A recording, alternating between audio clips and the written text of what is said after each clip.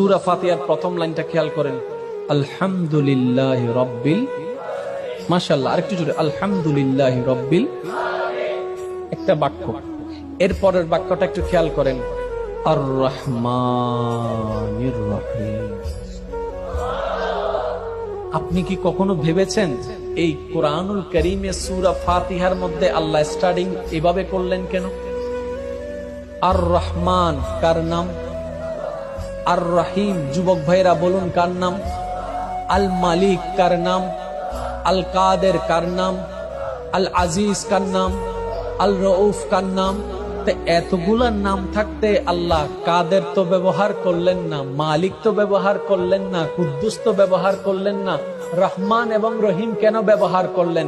রব্বে করিম কোরআনের শুরুতে ফাতিহার ভূমিকায় আল্লাহ পাক সমস্ত বান্দাদের মাইন্ডে একটা কথা বসাই দিতে চেয়েছেন, সেটা হচ্ছে, ও আমার বান্দারা, তোমাদের জীবনটা হবে গুনার উপরে, তোমাদের ডানে গুনাহ, বামে গুনাহ, সামনে গুনাহ, পিছনে গুনাহ।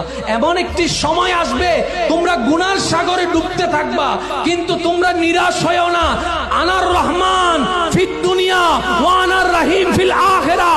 তোমাদের দুনিয়াতে দয়া করার জন্য আমি রহমান আছি, আর হাসরের ময়দানে মাফ করার জন্য আমি রহিম আছি।